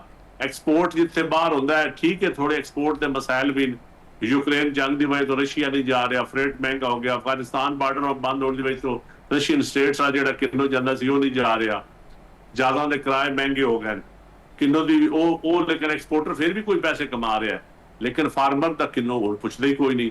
किन्नों तुहाडी मेन एक्सपोर्टेबल आइटम है फ्रूटां विच, तुहाडा फ्रूट सारा जिहड़ा बाई रोड जांदा सी, बाई एयर ते बहुत थोड़ा फ्रूट जांदा है, बाई रोड तुहाडा इंडिया नाल बार्डर बंद है, अफगानिस्तान नाल बंद है, ईरान भी जंग है, असा लेना की ते देना की किसान ने। ਇਹ ਸੂਰਤ ਹਾਲ ਹੈ ਨਾ ਜਿਹਦੇ ਤਰਜੀਹਾਤ ਕੋਈ ਨਹੀਂ ਹਕੂਮਤਾਂ ਦੀ। ਸਹੀ ਅਗਰ ਤਰਜੀਹਾਤ ਹੋਣ ਤੇ ਨਾ ਮਸਾਇਲ ਨੂੰ ਬਹਿ ਕੇ ਹੱਲ ਕਰਨ ਤੇ ਮੁਲਕ ਤਰੱਕੀ ਕਰਨ। 26 ਕਰੋੜ ਦੀ ਆਬਾਦੀ ਹੋ ਗਈ ਹੈ, ਗ਼ਜ਼ਾਈ ਜ਼ਰੂਰੀਆਤ ਤੁਸੀਂ ਲੋਕਾਂ ਦੀਆਂ ਪੂਰੀਆਂ ਕਰਨੀਆਂ ਸਾਡੀ ਜ਼ਿੰਮੇਵਾਰੀ। ਔਰ ਪੰਜਾਬ ਪਾਕਿਸਤਾਨ ਦਾ ਕਿਸਾਨ ਅਗਰ ਇਹਨੂੰ ਥੋੜੀ ਜਿਹੀ ਗਾਈਡੈਂਸ ਦਿਓ, ਇਸ ਨੂੰ ਟੈਕਨੋਲੋਜੀ ਦਿਓ, ਇਸ ਨੂੰ ਇਨਪੁਟ ਸਸਤੀ ਕਰਕੇ ਦਿਓ, ਯਕੀਨ ਕਰੋ ਤੁਹਾਡਾ ਹਰ ਆਈਟਮ ਐਕਸਪੋਰਟ ਹੋਵੇ। ਸਹੀ ਹੈ। ਤੁਹਾਡੀਆਂ ਸਬਜ਼ੀਆਂ, ਫਰੂਟ, ਚੀਨੀ, ਤੁਹਾਡੇ ਕੋਲ ਮਤਲਬ ਗੁੜ, ਤੁਹਾਡੇ ਕੋਲ ਇਸ ਤਰ੍ਹਾਂ GB ਦਾ ਕਿਸਾਨ ਹੈ, ਉੱਥੇ ਤੁਸੀਂ ਇੰਡਸਟਰੀ ਲਾਓ ਜਿਹੜੀ ਉੱਥੋਂ ਦੀ ਚੈਰੀ ਹੋ ਗਈ, ਉਹਨਾਂ ਸਾਰਿਆਂ ਨੂੰ ਸੇਵ ਕਰਨ ਵਾਸਤੇ, ਕਿਉਂਕਿ ਪੈਰੀਸ਼ੇਬਲ ਆਈਟਮ ਹੈ। ਕਸ਼ਮੀਰ ਵਿੱਚ ਜਿਹੜਾ ਫਰੂਟ ਹੈ ਉਹਨੂੰ ਮਹਿਫੂਜ਼ ਕਰੋ। ਇਹ ਤੁਸੀਂ ਇਹ ਤੇ ਹਕੂਮਤਾਂ ਦੇ ਕੰਮ ਨੇ ਨਾ ਜੀ। ਸਹੀ। ਅੱਛਾ ਮੈਂ ਸਮਝਦਾ ਚੰਦ ਸਾਹਿਬ, ਕਿਸਾਨ ਦਾ ਸਭ ਤੋਂ ਵੱਡਾ ਮੁਤਾਲਬਾ ਇਹੀ ਹੁੰਦਾ ਹੈ ਕਿ ਜੀ ਮੇਰੀ ਜਿਹੜੀ ਪੈਦਾਵਾਰ ਹੈ ਉਹਦੀ ਮੈਨੂੰ ਸਹੀ ਕੀਮਤ ਮਿਲੇ, ਔਰ ਖਾਸ ਤੌਰ 'ਤੇ ਵੱਡੀ ਫਸਲਾਂ ਦੀ ਗੱਲ ਕਰੀਏ ਤਾਂ ਉਹਦੇ ਵਿੱਚ ਕਿਸਾਨ ਹਮੇਸ਼ਾ ਤੋਂ ਇੱਕੋ ਮੁਤਾਲਬਾ ਕਰਦਾ ਹੈ ਕਿ ਮੇਰੀ ਲਾਗਤੇ ਕਾਸ਼ ਦੇ ਵਿੱਚ 20-25% ਮੁਨਾਫਾ ਸ਼ਾਮਲ ਕਰਕੇ ਮੈਨੂੰ ਕਮ ਸੇ ਕਮ ਕੀਮਤ ਮਿਲਣੀ ਚਾਹੀਦੀ ਹੈ। ਹੁਣ ਕਣਕ ਦੀ ਗੱਲ ਕਰੀਏ ਤੇ ਪੀਪਲਸ ਪਾਰਟੀ ਦੇ ਚੇਅਰਮੈਨ ਬਾਬਾ ਭੁੱਟੋ ਜ਼ਰਦਾਰੀ ਸਾਹਿਬ ਦਾ ਇੱਕ ਬਿਆਨ ਆਇਆ ਸੀਗਾ, ਔਰ ਵਜ਼ੀਰ ਆਲਾ ਸਿੰਧ ਸੈਯਦ ਮੁਰਾਦ ਅਲੀ ਸ਼ਾਹ ਦਾ ਬਿਆਨ ਸੀਗਾ ਕਿ ਅਸੀਂ ਤੇ 4000 ਰੁਪਏ ਫੀ ਮਨ ਕੀਮਤ ਜਿਹੜੀ ਹੈ ਸਪੋਰਟ ਪ੍ਰਾਈਸ ਮੁਕਰਰ ਕਰਨਾ ਚਾਹੁੰਦੇ ਸੀ, ਫੈਡਰਲ हुकूमत ने कर नहीं दी। और हुण ते मुराद अली शाह साहब ने कहता है कि अगली बारी असीं घट्टो घट भी कणक की कीमत जिहड़ी है 4000 रुपए रखांगे। हुण पंजाब हुकूमत इत्थे आके अड़ जाती है। पंजाब हुकूमत दी सोच हुंदी है कि शहरां दे विच सस्ती रोटी सस्ता आटा देना है, जिहड़ा कि आम आदमी लभदा नहीं है, लेकिन बहाना यही है। ते अमदादी कीमत दे उत्ते तुहाडा की ख्याल है? उन्हां दा एक सियासी नारा हुंदा है। हुण आज रोटी की कीमत की हो गई है? आज कणक 5000 ਤੇ ਚਲੀ ਗਈ ਹੈ। ਹੁਣ ਪੰਜਾਬ ਹੁਕੂਮਤ ਤੋਂ ਪੁੱਛੋ ਨਾ, ਜੇ ਪਹਿਲੇ ਤੇ ਕਿਸਾਨ ਨੂੰ ਸਪੋਰਟ ਪ੍ਰਾਈਸ ਨਹੀਂ ਸਨ ਦਿੰਦੇ 3500 ਰੁਪਇਆ ਵੀ, ਹੁਣ 5000 ਚਲੀ ਗਈ ਹੈ। ਹੁਣ ਡੱਕ ਲੈਣ ਕੀਮਤ ਨੂੰ, ਕਿਉਂਕਿ ਗੰਦਮ ਸ਼ਾਰਟ ਹੋ ਗਈ ਹੈ। ਹੁਣ ਤੁਸੀਂ ਇੰਪੋਰਟ ਵੀ ਕਰੋਗੇ ਉਹ ਬੜੀ, ਉਹ ਵੀ 4700 4800 ਚ ਪਵੇਗੀ ਪਾਕਿਸਤਾਨ ਚ। ਜੀ ਹਾਂ। ਫਿਰ ਅੱਗੋਂ ਆਮ ਆਦਮੀ ਕੰਜ਼ਿਊਮਰ ਤੱਕ ਪਹੁੰਚਦਿਆਂ ਉਹ ਵੀ 5000 ਤੋਂ ਜ਼ਿਆਦਾ ਹੋ ਜਾਏਗੀ। ਤੇ ਕੀ ਫਾਇਦਾ ਹੋਇਆ? ਅਗਰ ਬਾਹਰ ਤੁਸੀਂ ਸਾਡਾ ਜ਼ਰ ਮੁਬਾਦਲਾ ਜ਼ਾਇਆ ਹੁੰਦਾ ਹੈ, ਤੁਹਾਡੇ ਡਾਲਰ ਬਾਹਰ ਜਾਂਦੇ ਨੇ, ਤੁਸੀਂ ਬਾਹਰ ਕੀਮਤਾਂ ਦਿੰਦੇ ਹੋ। ਬ੍ਰਾਜ਼ੀਲ ਦੇ ਕਿਸਾਨ ਨੂੰ, ਅਰਜਨਟੀਨਾ ਦੇ ਕਿਸਾਨ ਨੂੰ, ਰਸ਼ੀਅਨ ਕਿਸਾਨ ਨੂੰ ਤੁਸੀਂ ਪੈਸੇ ਦੇ ਰਹੇ ਹੋ, ਯੂਕਰੇਨ ਦੇ ਕਿਸਾਨ ਨੂੰ। ਆਪਣੇ ਕਿਸਾਨ ਨੂੰ ਨਹੀਂ ਦੇਣੇ ਪੈਸੇ, ਆਪਣੇ ਕਿਸਾਨ ਨੂੰ ਦਿਓ। ਲੋਕਾਂ ਦਾ ਧਿਆਨ ਸ਼ਹਿਰਾਂ ਵੱਲੋਂ ਹਟ ਕੇ ਪਿੰਡਾਂ ਵੱਲ ਹੋ ਜਾਏਗਾ। ਸ਼ਹਿਰਾਂ ਦੀ ਆਬਾਦੀ ਵੀ ਤੁਹਾਡੀ ਘਟਣੀ ਸ਼ੁਰੂ ਹੋ ਜਾਏਗੀ। ਤੁਹਾਡੀ 70% ਲੇਬਰ ਜ਼ਰਾਤ ਨਾਲ ਮੁਨਸਲਿਕ ਕੇ, ਅਗਰ ਅੱਛਾ ਕਿਸਾਨ ਖੁਸ਼ਹਾਲ ਹੋਏਗਾ ਤੇ ਤਨਖਾਹ ਜਿਹੜੀ ਤੁਹਾਡੀ ਅੱਜ ਅਸੀਂ ਤਨਖਾਹਾਂ ਦੇ ਰਹੇ ਹਾਂ 22000 25000 ਮਜ਼ਦੂਰ ਨੂੰ, ਜ਼ਰੀ ਮਜ਼ਦੂਰ ਨੂੰ, ਅਗਰ ਲੋਕ ਖੁਸ਼ਹਾਲ ਹੋਣਗੇ ਤਾਂ ਤਨਖਾਹ ਵੀ 35-40 ਦੇਣਗੇ। ਉਹ ਫਿਰ ਤੁਹਾਡਾ ਲਾਈਵ ਸਟਾਕ ਦੁਨੀਆ 'ਚ ਤੁਸੀਂ 7ਵਾਂ ਦੁੱਧ ਪੈਦਾ ਕਰਨ ਵਾਲਾ ਮੁਲਕ ਹੋ। ਵੱਡਿਆਂ ਲੋਕਾਂ ਦੇ ਸਿਰਫ ਫਾਰਮਾਂ ਨਾਲ ਲਿਓ, ਪਿੰਡਾਂ ਜਾਓ, ਮੋਚੀ ਨਾਈ ਬੜੇ ਗਰੀਬ ਲੋਕ ਜਿਹੜੇ ਗੈਰ ਕਾਸ਼ਤਕਾਰ ਤਬਕਾ ਹੈ, ਜਿਹਨਾਂ ਗਲੀਆਂ 'ਚ ਮੱਝਾਂ ਗਾਵਾਂ ਬੱਧੀਆਂ ਹੁੰਦੀਆਂ ਨੇ, ਛੱਪੜ ਵਾਲੀ ਜਗ੍ਹਾ ਤੇ ਬੱਧੀ ਉਹਨਾਂ ਨੇ, ਸ਼ਾਮਲਾਟ ਵਾਲੀ ਜਗ੍ਹਾ ਤੇ ਬੱਧੀਆਂ ਹੁੰਦੀਆਂ, ਜਿਹਦੇ ਗੋਬਰ ਤੇ ਵੀ ਤੁਸੀਂ ਟੈਕਸ ਲਾਉਣ ਚੱਲੇ ਹੋ, ਉਹਨਾਂ ਨੂੰ ਕੀ ਤੁਸੀਂ ਸਹੂਲਤ ਦਿੰਦੇ ਹੋ? ਜਿਹੜੇ ਗਰੀਬ ਲੋਕ ਨੇ, ਜਿਹਨਾਂ ਇੱਕ ਗਾਂ ਇੱਕ ਮੱਝ ਰੱਖੀ ਹੈ, ਉਹਦਾ ਦੁੱਧ ਵੇਚ ਕੇ ਸ਼ਾਮੀ ਬੱਚਿਆਂ ਨੂੰ ਰੋਟੀ ਖਵਾਉਂਦੇ ਨੇ, ਜਿਹਨਾਂ ਕੋਲ ਜ਼ਮੀਨ ਵੀ ਕੋਈ ਨਹੀਂ। ਵੇਖੋ ਨਾ, ਇਸ ਲਾਈਵ ਸਟਾਕ ਔਰ ਜ਼ਰਾਤ ਨਾਲ ਕਿਤਨੇ ਲੋਕ ਮੁਨਸਲਿਕ ਨੇ, ਕਿਤਨੇ ਕਾਰੋਬਾਰ, ਟੈਕਸਟਾਈਲ ਦਾ ਕਾਰੋਬਾਰ ਇਹਦੇ ਨਾਲ ਮੁਨਸਲਿਕ ਹੈ, ਸ਼ੂਗਰ ਮਿਲਾਂ ਦਾ ਕਾਰੋਬਾਰ ਇਹਦੇ ਨਾਲ ਮੁਨਸਲਿਕ ਹੈ, ਤੁਹਾਡੇ ਫੀਡ ਮਿਲਾਂ ਇਹਦੇ ਨਾਲ ਮੁਨਸਲਿਕ ਨੇ, ਤੁਹਾਡੀ ਪੋਲਟਰੀ ਇੰਡਸਟਰੀ ਇਹਦੇ ਨਾਲ ਮੁਨਸਲਿਕ ਹੈ, ਤੁਹਾਡੀ ਹਰ ਚੀਜ਼ ਤੇ ਜ਼ਰਾਤ ਨਾਲ ਮੁਨਸਲਿਕ ਹੈ। ਹੋਰ ਤੁਹਾਡੇ ਕੋਲ ਕਿਹੜੀ ਇੰਡਸਟਰੀ ਹੈ? ਟੈਕਨੋਲੋਜੀ ਕਿਹੜੀ ਚੀਜ਼ ਤੁਸੀਂ ਵੇਚ ਰਹੇ ਹੋ? ਤੇ ਇਸ ਤੋਂ ਮਤਲਬ ਹੈ ਜਿਤਨਾ ਧਿਆਨ ਤੁਹਾਡਾ ਜਹਾਜ਼ ਵੇਚਣੇ ਵਾਲ ਹੁੰਦਾ ਹੈ ਜਾਂ ਹੋਰ ਚੀਜ਼ਾਂ ਵੇਚਣਾ, ਜ਼ਰਾਤ ਵੱਲ ਵੀ ਥੋੜਾ ਧਿਆਨ ਕਰ ਲਓ। ਅੱਛਾ ਚੰਦ ਸਾਹਿਬ, ਪਿਛਲੇ ਸਾਲ ਫਾਕੀ ਹੁਕੂਮਤ ਨੇ ਐਲਾਨ ਕੀਤਾ ਹੈ ਜੀ ਅਸੀਂ ਜਿਹੜਾ ਹੈ ਨਾ ਕਿਸਾਨਾਂ ਦੀ ਤੇ ਜ਼ਰਾਤ ਦੀ ਤਰੱਕੀ ਵਾਸਤੇ ਔਰ ਸਾਰਫੀਨ ਦੀ ਸਹੂਲਤ ਵਾਸਤੇ ਕਣਕ ਸੈਕਟਰ ਨੂੰ ਡੀਰੈਗੂਲੇਟ ਕਰ ਰਹੇ ਹਾਂ। ਅਸੀਂ ਡੀਰੈਗੂਲੇਟ ਦੇ ਉੱਤੇ ਮੀਟਿੰਗਾਂ ਵੀ ਹੋਈਆਂ, ਲੇਕਿਨ ਅੱਜ ਦੀ ਗੱਲ ਕਰੀਏ ਤੇ ਅੱਧਾ ਤਿੱਤਰ ਅੱਧਾ ਬਟੇਰ।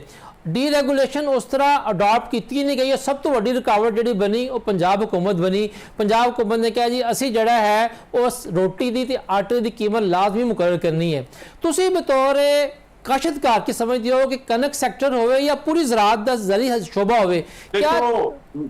ਮੈਂ ਕਹਿੰਦਾ ਜੀ ਸਾਰਾ ਡੀਰੈਗੂਲੇਟ ਕਰ ਦੇਣ, ਸਾਨੂੰ ਕੋਈ ਇਤਰਾਜ਼ ਨਹੀਂ।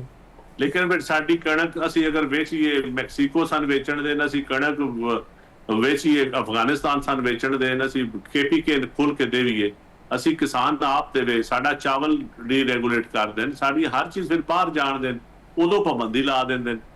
ਜਦ ਕਿ ਖਾਦਾਂ ਉੱਤੇ ਕੋਈ ਕੰਟਰੋਲ ਨਹੀਂ ਇਹਨਾਂ ਦਾ, ਡੀਜ਼ਲ ਪੈਟਰੋਲ ਉੱਤੇ ਕੋਈ ਕੰਟਰੋਲ ਨਹੀਂ। ਕਿਸਾਨ ਦੇ ਮੇਨ ਚੀਜ਼ ਤੇ ਇਹ ਹੀ ਹੈ ਨਾ ਜੀ, ਜਾਂ ਡੀਜ਼ਲ ਪੈਟਰੋਲ, ਡੀਜ਼ਲ ਇਸਤੇਮਾਲ ਹੁੰਦਾ ਜ਼ਰਾਤ ਵਿੱਚ, ਜਾਂ ਤੁਹਾਡੀਆਂ ਖਾਦਾਂ ਇਸਤੇਮਾਲ ਹੁੰਦੀਆਂ। ਔਰ ਉਹ ਤੁਸੀਂ ਕਿਸਾਨ ਦੇ ਨਾਂ ਤੇ 37 ਤੋਂ 40 ਅਰਬ ਰੁਪਇਆ ਸਬਸਿਡੀ ਦਿੰਦੇ ਹੋ। ਖਾਦ ਇੰਡਸਟਰੀ ਜ਼ਰਾਤ ਦੀ ਸਬਸਿਡੀ 60 ਅਰਬ ਰੁਪਇਆ ਤੁਸੀਂ ਬਿਜਲੀ ਦਿੰਦੇ ਹੋ। ਹੁਣ ਬਿਜਲੀ ਉਹ ਵੀ ਕਿਸਾਨ ਦੀ ਸਬਸਿਡੀ ਹੈ 100 ਅਰਬ ਰੁਪਇਆ, ਜਿਹੜੀ ਕਿਸਾਨ ਨੂੰ ਡਾਇਰੈਕਟ 100 ਅਰਬ ਦੇ ਦਿਓ, ਫਿਰ ਉਹ ਵੀ ਤੁਸੀਂ ਮਿਲਾਂ ਦੇ ਮਾਲਕਾਂ ਦੇ ਛੱਡਦੇ ਹੋ। ਜਿਹੜੀ ਸਬਸਿਡੀ ਦਿੰਦੇ ਹੋ ਉਹ ਵੀ ਉਹਨਾਂ ਦੇ ਛੱਡਦੇ ਹੋ। ਸਾਡਾ ਤੇ ਇੱਕੋ ਬੈਂਕ ਜ਼ਰੀ ਬੈਂਕ, ਉਹਦਾ ਹਾਲ ਵੇਖ ਲਓ ਬੈਂਕ ਦਾ। ਉਸ ਬੈਂਕ ਨੂੰ ਵੀ ਸੁਕੇੜ ਛੱਡਿਆ ਨਾ। ਕਿਸਾਨ ਦੀ ਆਪਣੀ ਗਵਰਨਮੈਂਟ ਦੀਆਂ ਖਾਦ ਫੈਕਟਰੀਆਂ ਹੁੰਦੀਆਂ ਸਨ, ਉਹ ਤੁਸੀਂ ਵੇਚ ਛੱਡੀਆਂ। ਇਹ ਹਰ ਸ਼ਹਿਰੀ ਨਾ ਵੇਚੀ ਦੀ, ਆਪਣੇ ਘਰ ਦੇ ਭਾਂਡੇ ਕਦੀ ਨਹੀਂ ਕਿਸੇ ਵੇਚੇ। ਜਦੋਂ ਕੋਈ ਘਰ ਦੇ ਭਾਂਡੇ ਵੇਚਣ ਲੱਗ ਪਵੇ, ਸਮਝੋ ਉਹ ਘਰ ਫਿਰ ਤਬਾਹ ਹਾਲ ਹੋ ਜਾਂਦਾ ਹੈ। ਇਹ ਸਾਡਾ ਹਾਲ ਹੋਇਆ ਫਿਰ। ਸਹੀ। ਅੱਛਾ ਚੰਦ ਸਾਹਿਬ, अगर मैं ਤੁਹਾਡੇ ਅੱਗੇ ਸਵਾਲ ਰੱਖਾਂ ਤੁਹਾਡੇ ਅੱਗੇ ਕਿ ਤੁਸੀਂ ਸਿਆਸਤਦਾਨ ਵੀ ਹੋ, ਕਾਸ਼ਤਕਾਰ ਵੀ ਹੋ, ਹਕੂਮਤਾਂ ਦੇ ਨਿਜ਼ਾਮ ਨੂੰ ਸਮਝਦੇ ਵੀ ਹੋ, ਕਿ ਅਗਰ ਤੁਹਾਨੂੰ ਕਿਹਾ ਜਾਵੇ ਕਿ ਜੀ ਪੰਜਾਬ ਦੇ ਕਿਸਾਨ ਤੇ ਜ਼ਰਾਅਤ ਵਾਸਤੇ ਕੋਈ 5-6 ਕੀ ਕੰਮ ਹੋਣੇ ਚਾਹੀਦੇ ਨੇ ਜਿਹੜੇ ਕਿ ਜਿਹਦੇ ਨਾਲ ਕਿ ਕਿਸਾਨ ਵੀ ਬਿਹਤਰ ਹੋ ਜਾਏ, ਜ਼ਰਾਅਤ ਵੀ ਬਿਹਤਰ ਹੋ ਜਾਏ, ਤੇ ਤੁਸੀਂ ਕੀ ਸਿਫਾਰਸ਼ਾਤ ਪੇਸ਼ ਕਰੋਗੇ? ਦੇਖੋ ਜੀ, ਸਭ ਤੋਂ ਪਹਿਲੇ ਤੇ ਕਿਸਾਨ ਨੂੰ ਬੀਜ ਐਡਵਾਂਸ ਦੁਨੀਆ ਦੇ ਨਾਲ ਮੁਕਾਬਲਾ ਕਰਨ ਵਾਲੇ ਹਰ ਕਿਸਮ ਦੇ ਬੀਜ ਦੇਣਾ ਹਕੂਮਤ ਦੀ ਜ਼ਿੰਮੇਵਾਰੀ ਹੈ। ਪ੍ਰਾਈਵੇਟ ਸੈਕਟਰ ਨਾਲ ਮਿਲ ਕੇ ਦੇਵੇ ਜਾਂ ਖੁਦ ਦੇਵੇ। ਉਸ ਤੋਂ ਬਾਅਦ ਟਰੈਕਟਰ ਸਸਤਾ ਕਰੋ, ਟਰੈਕਟਰ ਹਰ ਸੂਰਤ ਸਸਤਾ ਕਰੋ ਜੀ, ਕਿਸਾਨ ਦੇ ਜ਼ਰੀ ਹਾਲਾਤ ਸਾਰੇ ਸਸਤੇ ਕਰੋ, ਔਰ ਉਹਦੀ ਚੀਜ਼ਾਂ ਡੀਰੈਗੂਲੇਟ ਕਰ ਦਿਓ, ਉਹਨੂੰ ਆਪਣੀ ਚੀਜ਼ਾਂ ਵੇਚਣ ਦਿਓ। ਜਿਹੜੀ ਫੈਕਟਰੀਆਂ ਲੱਗ ਸਕਦੀਆਂ ਨੇ ਫਰੂਟ ਪ੍ਰੋਕਿਓਰ ਕਰਨ ਵਾਸਤੇ, ਫਰੂਟ ਨੂੰ ਸੇਵ ਕਰਨ ਵਾਸਤੇ, ਵੈਲਿਊ ਐਡਿਡ ਕਰਨ ਵਾਸਤੇ, ਉਹ ਇੰਡਸਟਰੀ ਵੱਲ ਲੋਕਾਂ ਨੂੰ ਰੁਝਾਨ ਦਿਓ, ਕਰਜ਼ੇ ਦਿਓ। ਤੇ ਬਾਕੀ ਤੁਸੀਂ ਆਪ ਵੇਖ ਲੈਣਾ, ਜਿਹੜੇ ਸਾਡੇ ਸਾਇੰਸਦਾਨ ਨੂੰ, ਜ਼ਰੀ ਸਾਇੰਸਦਾਨ ਨੂੰ, ਉਹਨਾਂ ਨੂੰ ਸਹੂਲਤਾਂ ਦਿਓ, ਉਹਨਾਂ ਨੂੰ ਟਾਰਗੇਟ ਦਿਓ ਕਿ ਦੁਨੀਆ ਦੀ ਟੈਕਨੋਲੋਜੀ ਇਸਤੇਮਾਲ ਕਰੋ, ਉਹਨਾਂ ਨੂੰ ਫੰਡਿੰਗ ਦਿਓ, ਉਹਨਾਂ ਨੂੰ ਕਹੋ ਜੀ ਸਾਨੂੰ ਅੱਛੇ ਬੀਜ ਦਿਓ, ਸਾਨੂੰ ਅੱਛੀ ਹਰ ਚੀਜ਼ ਦੁਨੀਆ ਦਾ ਮੁਕਾਬਲਾ ਕਰਨ ਵਾਲੀ ਦਿਓ। ਵੇਖੋ ਅੱਜ ਹਾਲੈਂਡ ਛੋਟਾ ਜਿਹਾ ਮੁਲਕ ਹੈ, ਉਹ ਕਿੱਥੇ ਜਾ ਰਿਹਾ ਐਗਰੀਕਲਚਰ 'ਚ, ਅੱਜ ਬ੍ਰਾਜ਼ੀਲ ਕਿੱਥੇ ਜਾ ਰਿਹਾ ਹੈ, ਅੱਜ ਯੂਕਰੇਨ ਕਿੱਥੇ ਜਾ ਰਿਹਾ ਹੈ ਜ਼ਰਾਅਤ ਵਿੱਚ, ਤੇ ਪਾਕਿਸਤਾਨ ਕਿਉਂ ਨਹੀਂ ਜਾ ਸਕਦਾ ਜਿਹੜਾ ਹੈ ਇੱਕ ਜ਼ਰੀ ਮੁਲਕ? ਸਿਰਫ ਸਾਡਾ ਸਾਇੰਸਦਾਨ ਔਰ ਬਿਊਰੋਕਰੇਟਸ, ਸਾਡੀ ਬਿਊਰੋਕ੍ਰੇਸੀ ਜਿਹੜੀ ਹੈ ਨਾ, ਇਹਦਾ ਸਾਇੰਸਦਾਨ ਉੱਤੇ ਜਿਹੜਾ ਰੋਬ ਹੈ ਉਹਨੂੰ ਖਤਮ ਕਰ ਦਿਓ। ਜ਼ਰਾਅਤ ਵਿੱਚ ਬਿਊਰੋਕ੍ਰੇਸੀ ਦਾ ਰੋਲ ਖਤਮ ਕਰ ਦਿਓ, ਪ੍ਰਾਈਵੇਟ ਸੈਕਟਰ ਨੂੰ ਖੋਲ ਕੇ ਬਿਜ਼ਨਸ ਕਰਨ ਦਿਓ, ਲੋਕਾਂ ਨੂੰ ਸਹੂਲਤਾਂ ਦੇਣ, ਇਦਾਰੇ ਬਣਾਉਣ, ਇਦਾਰੇ ਚਲਾਉਣ। ਕਾਟਨ ਰਿਸਰਚ ਇੰਸਟੀਚਿਊਟ ਨੂੰ ਇਹੋ ਜਿਹਾ ਇੰਸਟੀਚਿਊਟ ਬਣਾਓ ਜਿਹਨਾਂ ਕਾਟਨ ਨੂੰ ਮੇਨ ਆਪਣਾ ਫਸਲ ਕਾਟਨ ਔਰ ਕਣਕ ਤੇ ਧਿਆਨ ਦਿਓ, ਦੋ ਮੇਨ ਤੁਹਾਡੇ ਆਈਟਮ ਨੂੰ। ਫਿਰ ਫਰੂਟ ਤੁਹਾਡੇ ਕੋਲ ਜਿਹੜਾ ਕਿਸਮ ਦਾ ਫਰੂਟ ਹੈ, ਤੁਹਾਡਾ ਫਰੂਟ ਜ਼ਾਇਆ ਨਹੀਂ ਹੋਣਾ ਚਾਹੀਦਾ। ਸਹੀ, ਤੁਹਾਡਾ ਜਾਮਨ ਹੈ, ਛੋਟੇ ਤੁਸੀਂ ਜਾਮਨ ਨੂੰ ਖਾਂਦੇ ਹੋ ਸ਼ਹਿਰਾਂ ਵਿੱਚ, ਇਹ 5-7 ਦਿਨ ਦਾ ਫਰੂਟ ਹੈ, 7 ਦਿਨ ਚ ਪੱਕਦਾ ਹੈ ਔਰ ਗਿਰ ਕੇ ਜ਼ਾਇਆ ਹੋ ਜਾਂਦਾ ਹੈ, ਕਰੋੜਾਂ ਰੁਪਏ ਦਾ ਜ਼ਾਇਆ ਹੋ ਜਾਂਦਾ ਹੈ। ਕੋਈ ਇੰਡਸਟਰੀ ਨਹੀਂ, ਕੋਈ ਇਹਦੇ ਤੇ ਟੈਕਨੋਲੋਜੀ ਨਹੀਂ, ਕੋਈ ਇਹਦੇ ਤੋਂ ਵੈਲਿਊ ਐਡਿਡ ਸ਼ੈ ਨਹੀਂ ਬਣਦੀ। ਦੁੱਧ ਤੁਹਾਡੇ ਤੋਂ ਵੈਲਿਊ ਐਡਿਡ, ਅੱਜ ਤੁਸੀਂ 7ਵੇਂ ਨੰਬਰ ਤੇ ਦੁੱਧ ਪੈਦਾ ਕਰਨ ਵਾਲਾ ਮੁਲਕ ਹੋ, ਕੋਈ ਚੀਜ਼ ਬਣਾਉਣ ਵਾਲੀ ਫੈਕਟਰੀ, ਕੋਈ ਮੱਖਣ ਬਣਾਉਣ ਵਾਲੀ ਟੈਕਨੋਲੋਜੀ, ਕੋਈ ਦੁੱਧ ਤੋਂ ਪੈਦਾ ਹੋਣ ਵਾਲੀ ਕੋਈ ਮਸ਼ੀਨਰੀ, ਕੋਈ ਟੈਕਨੋਲੋਜੀ ਕਦੀ ਕਿਸੇ ਵੇਖੀ ਹੈ ਕਿ ਆਮ ਆਦਮੀ? ਹੁਣ ਵੱਡੇ ਲੋਕ ਜ਼ਮੀਨਾਂ ਵੀ ਮਨਸ਼ੋਰੀ ਜ਼ਮੀਨਾਂ ਖਰੀਦ ਕੇ ਫਾਰਮ ਬਣਾ ਲੈਣ, ਵੱਡੇ ਕਾਰੋਬਾਰੀ ਫਾਰਮ ਬਣਾ ਕੇ ਜ਼ਮੀਨਾਂ ਤੇ ਵੀ ਕਬਜ਼ਾ ਕਰ ਲੈਣ। ਹੁਣ ਕਿਸਾਨ ਦੀਆਂ ਜ਼ਮੀਨਾਂ ਤੇ ਨਾ ਖਰੀਦੋ ਨਾ, ਔਰ ਦੂਜਾ ਹਾਊਸਿੰਗ ਸੁਸਾਇਟੀਆਂ ਤੇ ਪਾਬੰਦੀ ਲਾਓ ਕਿ ਜ਼ਰਾਅਤ ਵਾਲੀ ਜ਼ਮੀਨ ਤੇ ਹਾਊਸਿੰਗ ਸੁਸਾਇਟੀ ਨਹੀਂ ਬਣੇਗੀ, ਇਹ ਪਾਬੰਦੀ ਲਾ ਦਿਓ। DHA ਦੂਜੀਆਂ ਸੁਸਾਇਟੀਆਂ ਕੋ ਜੀ ਜ਼ਰਾਅਤ ਵੱਲ ਤੁਸੀਂ ਨਹੀਂ ਜਾ ਸਕਦੇ, ਤੇ ਦੇਖ ਲੈਣਾ ਠੀਕ ਹੋ ਜਾਏਗਾ। ਪਾਣੀ ਦੀ ਸ਼ਾਰਟੇਜ ਖਤਮ ਕਰੋ, ਪਾਣੀ ਦੀ ਲਾਈਨਿੰਗ ਕਰੋ, ਪਾਣੀ ਦਾ ਜਿਹੜਾ ਜ਼ਾਇਆ ਪਾਣੀ ਹੁੰਦਾ ਉਹਦਾ ਸਟੋਰੇਜ ਕਰੋ, ਤੇ ਠੀਕ ਹੋ ਜਾਣਗੇ ਹਾਲਾਤ। ਕਿਉਂ ਨਹੀਂ ਹੋਣਗੇ? ਅੱਛਾ, ਜਿਹੜਾ ਕਿਸਾਨ ਸ਼ਿਕਵਾ ਕਰਦਾ ਕਿ ਤੁਸੀਂ ਵੀ ਗੱਲ ਕੀਤੀ ਕਿ ਇਨਪੁਟਸ ਬੜੀਆਂ ਮਹਿੰਗੀਆਂ ਨੇ, ਦਵਾਈਆਂ ਵੇਖ ਲਓ, ਖਾਦਾਂ ਵੇਖ ਲਓ, ਬੜੀਆਂ ਮਹਿੰਗੀਆਂ ਨੇ, ਔਰ ਮਹਿੰਗਾਈ ਇੱਕ ਪਾਸੇ, ਉਹਦੀ ਮਿਲਾਵਟ ਵੀ ਬਹੁਤ ਜ਼ਿਆਦਾ ਹੈ, ਤੇ ਉਹਦੇ ਉੱਤੇ ਕੀ ਹੋਣਾ ਚਾਹੀਦਾ? ਦੇਖੋ ਜੀ, ਇਨਪੁਟਸ ਤੇ ਪੈਸਟੀਸਾਈਡ ਅਸੀਂ ਜਿਹੜੀ ਜ਼ਰੀ ਅਦਵਿਆਤ ਇਸਤੇਮਾਲ ਕਰਦੇ ਆ, ਕੋਈ ਗਰੰਟੀ ਨਹੀਂ ਹੈ, ਤੇ ਗਵਰਨਮੈਂਟ ਦਾ ਕੰਮ ਹੈ ਨਾ ਰੈਗੂਲੇਟ ਕਰਨਾ, ਇਹਨਾਂ ਚੀਜ਼ਾਂ ਸਹੀ ਚੀਜ਼ਾਂ ਪ੍ਰੋਵਾਈਡ ਕਰਨੀਆਂ। ਇਹ ਇੰਡਸਟਰੀ ਲਵਾਨ ਆਪਣੀ, ਹਰ ਚੀਜ਼ ਇੰਪੋਰਟ ਹੁੰਦੀ ਹੈ ਤੁਹਾਡੀ, ਬਲਕ ਵਿੱਚ ਆਉਂਦੀਆਂ, ਅੱਗੋਂ ਇੱਥੇ ਆ ਕੇ ਅਸੈਂਬਲ ਹੁੰਦੀਆਂ। ਤੁਸੀਂ ਆਪਣੀ ਫੈਕਟਰੀ ਆਪਣੇ ਲੋਕਾਂ ਨੂੰ ਪੈਸੇ ਦਿਓ, ਲੋਨ ਦਿਓ, ਕੋਈ ਫੈਕਟਰੀਆਂ ਲਾਓ। ਤੁਹਾਡੇ ਕੋਲ ਇਤਨੇ ਬੈਟਰੀ ਅੱਛੇ ਪੜ੍ਹੇ ਲਿਖੇ ਡਾਕਟਰ ਨੂੰ, ਜ਼ਰੀ ਡਾਕਟਰ ਇਤਨੇ ਪੜ੍ਹੇ ਲਿਖੇ, ਉਹਨਾਂ ਨੂੰ ਲੋਨ ਦਿਓ, ਉਹਨਾਂ ਨੂੰ ਫੈਕਟਰੀਆਂ ਲਾਉਣ। ਤੁਹਾਡਾ ਫਾਰਮਾਸਿਸਟ ਇੱਥੇ ਜ਼ਾਇਆ ਹੋ ਰਿਹਾ, ਉਹਨੂੰ ਕਹੋ ਜ਼ਰੀ ਅਦਵਿਆਤ ਲਓ, ਇਨਵੈਸਟ ਕਰੋ, ਲੋਕਾਂ को करवाओ, एक्सपोर्ट करो। फिर जिस हम अपने लोगों को सस्ती चीज लभेगी, गारंटी वाली चीज लभेगी।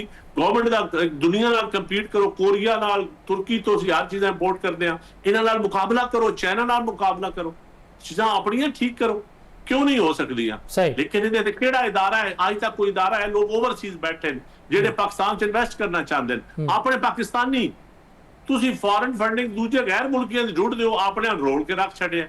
ਆਪਣੇ ਨੂੰ ਕੋਈ ਫੈਕਟਰੀਆਂ ਦਾ, ਕੋਈ ਇਹਨਾਂ ਨੂੰ PC1 ਬਣਾ ਕੇ ਦਿਓ, ਕੋਈ ਇਹਨਾਂ ਨੂੰ ਇੰਡਸਟਰੀਅਲ ਏਰੀਆ ਬਣਾ ਕੇ ਦਿਓ, ਇਹਨਾਂ ਨੂੰ ਫੈਸਿਲਿਟੇਟ ਕਰੋ, ਕੋਈ ਬੋਰਡ ਬਣਾਓ, ਬੋਰਡ ਆਫ ਇਨਵੈਸਟਮੈਂਟ ਹਰ ਜ਼ਿਲ੍ਹੇ ਲੈਵਲ ਤੇ ਲੈ ਜਾਓ। ਸਹੀ ਕੰਮ ਚੈਂਬਰ ਨਾਲ ਮਿਲ ਕੇ ਉਹਨਾਂ ਨੂੰ ਕਹੋ ਜੀ ਜ਼ਰਾਅਤ ਨੰਬਰ 1 ਪ੍ਰਾਇੋਰਟੀ ਹੈ, ਇੰਡਸਟਰੀ ਤੁਹਾਡੀ ਨੰਬਰ 2 ਪ੍ਰਾਇੋਰਟੀ ਹੈ। ਤੁਸੀਂ ਹਰ ਜਗ੍ਹਾ ਤੇ ਸਕੂਲ ਬਣਦੇ ਜਾਂਦੇ, ਪ੍ਰਾਈਵੇਟ ਤੇ ਕਾਲਜ ਬਣਦੇ ਜਾਂਦੇ, ਯੂਨੀਵਰਸਿਟੀਆਂ ਡਿਗਰੀਆਂ ਦੇਣ ਵਾਲੀਆਂ ਬਣਦੀਆਂ ਜਾਂਦੀਆਂ, ਉਧਰ ਆਪਣਾ ਨਾ ਐਜੂਕੇਸ਼ਨ ਦੀ ਕੋਈ ਕੁਆਲਿਟੀ ਰਹੇਗੀ। ਇੱਕ ਭੇੜ ਚਾਲ ਹੈ, ਜੇਕਰ CNG ਖੁੱਲੀ ਸੀ ਤੇ ਭੇੜ ਚਾਲ CNG ਵਾਲ ਭੱਜ ਵਗੇ, ਫਿਰ ਸ਼ਾਦੀ ਹਾਲ ਖੁੱਲੇ ਤੇ ਮਾਰਕੀਆਂ ਬਣਨ ਲੱਗ ਪਈਆਂ ਲੋਕਾਂ ਨੂੰ, ਕਿਉਂਕਿ ਗਾਈਡੈਂਸ ਕੋਈ ਨਹੀਂ, ਲੋਕਾਂ ਕੋਲ ਇਲਮ ਕੋਈ ਨਹੀਂ। ਇਲਮ ਦਿਓ ਨਾ, ਹੁਨਰ ਦਿਓ। ਅੱਲਾਹ ਚੰਦ ਸਾਹਿਬ ਜਿਹੜੀ ਤੁਸੀਂ ਗੱਲ ਕਰ ਰਹੇ ਹੋ ਕਿ ਜ਼ਰਾਅਤ ਤਰਜੀਹ ਹੋਣੀ ਚਾਹੀਦੀ, ਅੱਲਾਹ ਕਰੇ ਕਿ ਨੂਨ ਲੀਗ ਨੂੰ ਇਹ ਸਮਝ ਆਵੇ ਕਿ ਜ਼ਰਾਅਤ ਹੀ ਅਵਲੀਨ ਤਰਜੀਹ ਹੈ। ਇੱਥੇ ਛੋਟੀ ਬ੍ਰੇਕ ਤੇ ਬ੍ਰੇਕ ਤੋਂ ਬਾਅਦ ਆ ਕੇ ਚੰਦ ਸਾਹਿਬ ਦੇ ਨਾਲ ਥੋੜੀ ਸਿਆਸੀ ਗੱਲ ਕਰਾਂਗੇ, ਆਜ਼ਾਦ ਕਸ਼ਮੀਰ ਇਲੈਕਸ਼ਨ ਦੇ ਹਵਾਲੇ ਦੇ ਨਾਲ ਤੇ ਮੁਲਕੀ ਸਿਆਸਤ ਦੇ ਉੱਤੇ।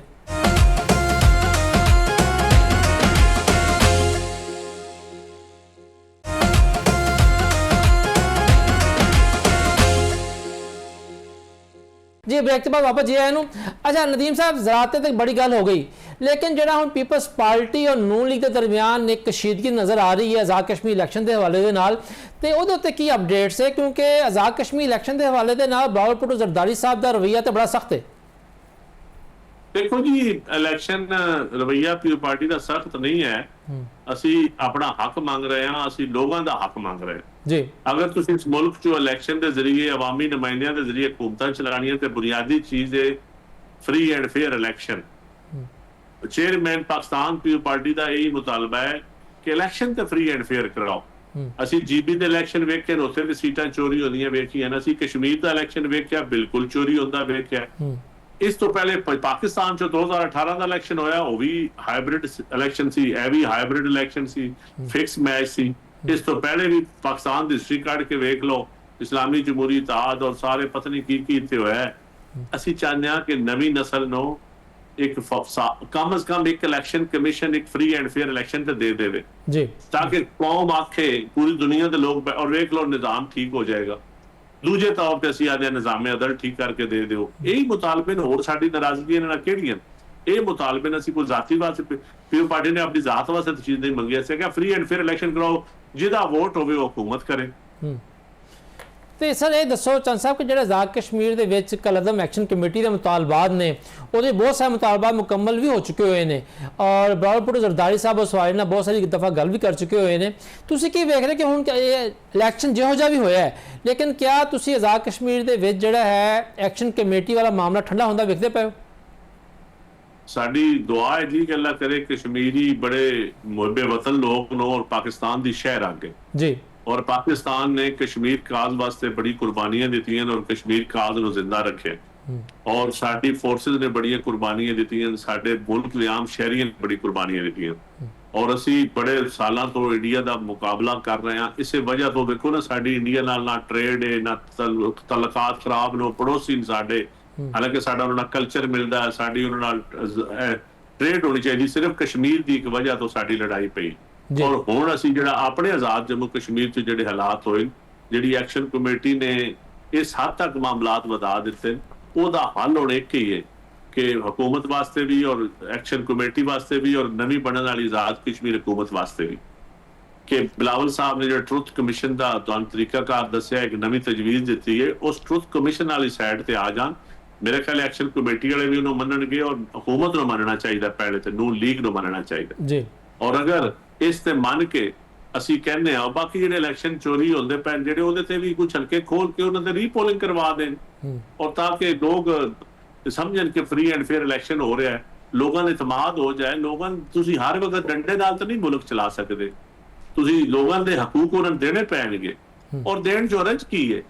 ਮੁਲਕ ਜਿਹੜੇ ਨੇ ਲੋਕਾਂ ਨਾਲ ਹੁੰਦੇ ਨੇ, ਮੁਲਕ ਜ਼ਮੀਨਾਂ ਨਾਲ ਨਹੀਂ ਹੁੰਦੇ, ਲੋਕਾਂ ਨਾਲ ਮੁਲਕ ਹੁੰਦੇ।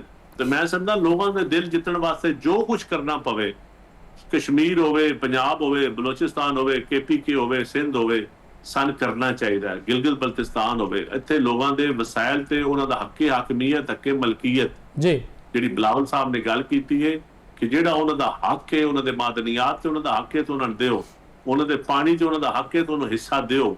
ਉਹਨਾਂ ਦੀ ਜਿਵੇਂ ਅਸੀਂ ਆਪਣੀ ਪੰਜਾਬ ਦੀ ਜ਼ਰਾਅਤ ਦਾ ਹਿੱਸਾ ਮੰਗਦੇ ਹਾਂ ਤੇ ਸਾਨੂੰ ਦੂਜਿਆਂ ਨੂੰ ਹਿੱਸਾ ਦੇਣਾ ਚਾਹੀਦਾ। ਸਹੀ ਹੈ। ਔਰ ਇਹਦੇ ਦੇਣ 'ਚ ਆਮ ਆਵਾਮ ਦੀ ਕੋਈ ਰੁਕਾਵਟ ਨਹੀਂ, ਰੁਕਾਵਟ ਫੈਸਲੇ ਕਰਨ ਵਾਲੇ ਲੋਕਾਂ ਦੀ ਹੈ ਤੇ ਫੈਸਲੇ ਕਰਨ ਵਾਲੇ ਲੋਕਾਂ ਨੂੰ ਥੋੜਾ ਜਿਹਾ ਆਵਾਮ ਦੇ ਮੰਗਾਂ ਦੇ ਮੁਤਾਬਕ ਫੈਸਲਾ ਕਰਨਾ ਚਾਹੀਦਾ ਕਿ ਆਵਾਮ ਕੀ ਚਾਹੁੰਦੀ ਹੈ, ਆਵਾਮ ਦਾ ਫਾਇਦਾ ਕਿਹਦੇ ਨਾਲ ਹੈ, ਮੁਲਕ ਦਾ ਫਾਇਦਾ ਕਿਹਦੇ ਨਾਲ ਹੈ। ਅਸੀਂ ਚਾਹੁੰਦੇ ਹਾਂ ਕਿ ਸਾਡੀ ਇੱਕ ਮਜ਼ਬੂਤ ਰਿਆਸਤ ਹੋਵੇ, ਅਸੀਂ ਇਸ ਰਿਆਸਤ ਨੂੰ ਦੁਨੀਆ ਦੇ ਸਾਹਮਣੇ ਫਖਰ ਕਰ ਸਕੀਏ ਕਿ ਪਾਕਿਸਤਾਨ ਇੱਕ ਮਜ਼ਬੂਤ ਰਿਆਸਤ ਹੈ ਔਰ ਇੱਥੇ ਕਿਸੇ ਰੰਗ, ਨਸਲ, ਮਜ਼ਹਬ ਦੀ ਬੁਨਿਆਦ ਤੇ ਕਿਸੇ ਨਾਲ ਵਿਕਟਮਾਈਜ਼ੇਸ਼ਨ ਜਾਂ ਕਿਸੇ ਨੂੰ ਸਜ਼ਾ ਨਹੀਂ ਦਿੱਤੀ ਜਾ ਰਹੀ।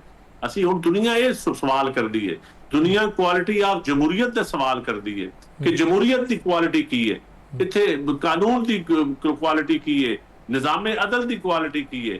ਦੁਨੀਆ ਹੁਣ ਇਹ ਪੁੱਛਣਾ ਚਾਹੁੰਦੀ ਹੈ। ਅਸੀਂ ਜੇ ਉੱਥੇ ਹੀ ਜੇ ਖਲੋਤੇ ਹਾਂ कि इसकी सदुकड़ी पकड़ लो। चंद साहब ये दसो चंद साहब पीपल्स पार्टी की मरकजी क़यादत ने कई दफ़ा ये पेशकश की थी कि असी हुकूमत रियासत के दरमियान और तरीके इंसाफ दरमियान जड़ा है वो एक मुफाहमत रस्ता लभ सकते हैं। हुण तरीके इंसाफ ने 27 सितंबर को फिर लॉन्ग मार्च की कॉल देती है। क्या ये पाकिस्तान की पहले तो तलख सियासत दे विच नवीं तलखी पैदा नहीं होएगी इहदे नाल? देखिए जी, मेरा ख्याल है उन्होंने अंगेज करना चाहिए है। और मैं तरीके इंसाफ वाले दे चेहरे ते जिहड़ी मुस्कुराहट आई है, मैनूं उहदे तो भी लगदा है कि गल कोई उन्हां दी मुक गई है। अच्छा, मुक गल मुक गई है। नेड़े लगे उन्हां दा कोई नेड़े मुक मुका लग्या, और लगना भी चाहिए। सियासतदानां नूं आपस च बैठ के मसले दा हल करना चाहिए। तरीके इंसाफ दा भी हक है कि सियासतदानां नाल मुज़ाकरात करे, और हुकूमत नून लीग दी उन्हां दा भी हक है कि उन्हां नूं अंगेज करन और इस रियासत को मजबूत करन। रियासत जख्मी हो चुकी है, रियासत ਨੂੰ ਸਾਨੂੰ ਬਚਾਉਣਾ ਚਾਹੀਦਾ ਹੈ। ਔਰ ਅਸੀਂ ਰਿਆਸਤ ਨੂੰ ਬਚਾਉਣ ਚੋਂ ਹਰ ਪਾਰਟੀ ਨੇ ਆਪਣੀ ਆਪਣੀ ਕੁਰਬਾਨੀ ਦੇਣੀ ਚਾਹੀਦੀ ਹੈ, ਆਪਣੀ ਆਪਣੀ ਈਗੋ ਦਾ ਮਸਲਾ ਖਤਮ ਕਰਨਾ ਚਾਹੀਦਾ ਹੈ, ਔਰ ਇਸ ਮੁਲਕ ਚੋਂ ਜਿਹੜੇ ਸਿਆਸੀ ਕੈਦੀ ਉਹਨਾਂ ਨਾਲ ਵੀ ਨਰਮੀ ਕਰਨੀ ਚਾਹੀਦੀ, ਔਰ ਨਿਜ਼ਾਮ ਅਦਲ ਠੀਕ ਕਰਨਾ ਚਾਹੀਦਾ ਹੈ। ਚੰਦ ਸਾਹਿਬ, ਪਾਰਟੀ ਕਦੀ ਵੀ ਨਹੀਂ ਚਾਹੁੰਦੀ ਕਿ ਕਿਸੇ ਨੂੰ ਸਿਆਸਤ ਦੀ ਬੁਨਿਆਦ ਤੇ ਸਜ਼ਾਵਾਂ ਲੱਭਣ, ਕਿਸੇ ਦੀ ਇਕਤਦਾਰ ਦੀ ਤਬਾਲਤ ਵਾਸਤੇ ਉਹਨੂੰ ਕਿਸੇ ਨੇ ਸਜ਼ਾਵਾਂ ਲੱਭਣ, ਵੀ ਪਾਰਟੀ ਇਹ ਨਹੀਂ ਚਾਹਦੀ। ਚੰਦ ਸਾਹਿਬ, ਮੇਰਾ ਆਖਰੀ ਸਵਾਲ ਤੁਹਾਡੇ ਤੋਂ ਇਹ ਹੈ ਕਿ ਇਸਲਾਮਾਬਾਦ ਦੇ ਪੁਲ ਭਲੀਆਂ 'ਚ ਬੜੀ ਅਫਵਾਹਾਂ ਚੱਲ ਰਹੀਆਂ, ਕੋਈ ਕਹਿੰਦਾ ਨਵੇਂ ਸੂਬੇ, ਕੋਈ ਕਹਿੰਦਾ ਨਵੇਂ ਇੰਤਜ਼ਾਮੀ ਯੂਨਿਟ, ਔਰ ਕੋਈ ਕੌਮੀ ਹੁਕੂਮਤ ਦੀ ਗੱਲ ਕਰ ਰਹੀ ਹੈ। ਜਿਹੜੀ ਤੁਸੀਂ ਆਹ ਗੱਲ ਕੀਤੀ ਹੈ ਕਿ ਤਹਿਰੀਕ ਇਨਸਾਫ ਦੇ ਰਹਿਨੁਮਾਵਾਂ 'ਚ ਇਹਦਾ ਮੁਸਕਰਾਹਟ ਆਈ ਹੈ, ਕਿਤੇ ਇਹੀ ਅਫਵਾਹਾਂ ਦੇ ਵਿੱਚ ਕੋਈ ਅਫਵਾਹ ਸੱਚੀ ਸਾਬਤ ਤੇ ਨਹੀਂ ਹੋ ਰਹੀ? ਦੇਖੋ ਜੀ, ਅਫਵਾਹਾਂ ਜੋ ਵੀ ਹੋਣ, ਸਿੱਧੀ ਜੀ ਗੱਲ ਹੈ ਕਿ ਇਸਲਾਮਾਬਾਦ 'ਚ ਹਰ ਵਕਤ ਅਫਵਾਹਾਂ ਚੱਲਦੀ ਰਹਿੰਦੀਆਂ ਨੇ, ਕਦੀ ਕੌਮੀ ਹੁਕੂਮਤ ਦੀਆਂ, ਕਦੀ ਵੰਡਰ ਬੁਆਏ ਦੀਆਂ, ਕਦੀ ਕੋਈ। ਹੁਣ ਨਵੀਂ ਤੇ ਹਕੀਕਤ ਆ ਗਈ, ਕਹਿੰਦੀ ਕੈਬਨਿਟ ਕਹਿਤਾ ਨਿਜ਼ਾਮ ਕੋਲੈਪਸ ਕਰ ਗਏ। ਪਹਿਲੇ ਤੇ ਨਿਜ਼ਾਮ ਠੀਕ ਕਰਨ, ਔਰ ਨਿਜ਼ਾਮ ਠੀਕ ਕਰਨ ਵਾਸਤੇ ਸਾਰੀ ਸਿਆਸੀ ਜਮਾਤਾਂ ਦਾ ਆਨ ਬੋਰਡ ਹੋਣਾ ਜ਼ਰੂਰੀ ਹੈ। ਸਾਰੀ ਸਿਆਸੀ ਜਮਾਤਾਂ ਨੂੰ ਬਹਿ ਕੇ ਨਿਜ਼ਾਮ ਠੀਕ ਕਰਨਾ ਪਏਗਾ। ਅਗਰ ਇਕੱਠੇ ਨਹੀਂ ਬਹਿਣਗੇ ਤੇ ਨਿਜ਼ਾਮ ਠੀਕ ਨਹੀਂ ਹੋਏਗਾ। ਸਹੀ। ਨਦੀਮ ਅਫਜ਼ਲ ਚਾਚਾ, ਤੁਹਾਡਾ ਬਹੁਤ ਬਹੁਤ ਸ਼ੁਕਰੀਆ, ਤੁਸੀਂ ਆਪਣਾ ਵੇਲਾ ਸਾਨੂੰ ਦਿੱਤਾ ਹੈ। ਤੇ ਨਾਜ਼ਰੀਨ, ਗੱਲ ਇਹ ਹੈ ਕਿ ਜਿਸ ਤਰ੍ਹਾਂ ਕਿ ਪੀਪਲਜ਼ ਪਾਰਟੀ ਦੇ ਮਰਕਜ਼ੀ ਰਹਿਨੁਮਾ ਨਦੀਮ ਅਫਜ਼ਲ ਚੰਦ ਸਾਹਿਬ ਗੱਲ ਕਰ ਰਹੇ ਸਨ, ਉਹਨਾਂ ਜ਼ਰਾਅਤ ਤੇ ਵੀ ਗੱਲ ਕੀਤੀ ਹੈ ਔਰ ਸਿਆਸਤ ਤੇ ਵੀ ਗੱਲ ਕੀਤੀ ਹੈ।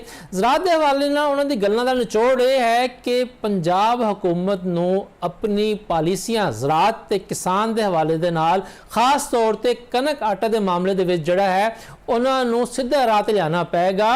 ਇਹ ਸ਼ੋਬਾਜ਼ੀ ਵਾਲੀ ਪਾਲਿਸੀਆਂ ਮਜ਼ੀਦ ਨਹੀਂ ਚੱਲ ਸਕਦੀਆਂ।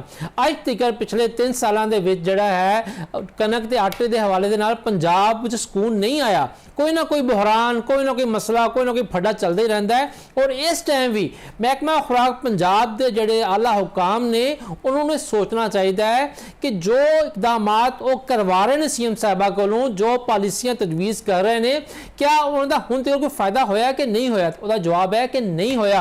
ਔਰ ਇਹ ਸਾਲ ਬੜਾ ਔਖਾ ਸਾਲ ਲੱਗਦਾ ਪਿਆ ਕਣਕ ਤੇ ਆਟੇ ਦੇ ਹਵਾਲੇ ਦੇ ਨਾਲ। ਅੱਲਾਹ ਤਾਲਾ ਰਹਿਮ ਕਰੇ ਔਰ ਆਵਾਮ ਵਾਸਤੇ ਆਸਾਨੀਆਂ ਪੈਦਾ ਕਰੇ। ਔਰ ਬਾਕੀ ਰਹਿ ਗਈ ਸਿਆਸਤ ਦੀ ਗੱਲ, ਤੇ ਸਿਆਸਤ ਦੇ ਵਿੱਚ ਜਿਹੜਾ ਹੈ ਟਕਰਾਓ ਹਮੇਸ਼ਾ ਨੁਕਸਾਨਦੇਹ ਹੁੰਦਾ ਹੈ।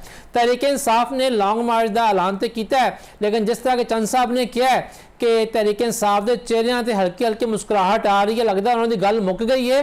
ਤੇ ਇਤਲਾਤ ਇਹੀ ਨੇ ਕਿ ਗੱਲ ਜਿਹੜੀ ਹੈ ਉਹ ਅੱਗੇ ਟੁਰ ਪਈ ਹੈ, ਔਰ ਅੱਗੇ ਟੁਰਨ ਦੇ ਨਾਲ ਸ਼ਾਇਦ ਮੁੱਕ ਵੀ ਜਾਵੇ। ਇਜਾਜ਼ਤ ਦਿਓ, ਅੱਲਾ ਬੇਲੀ।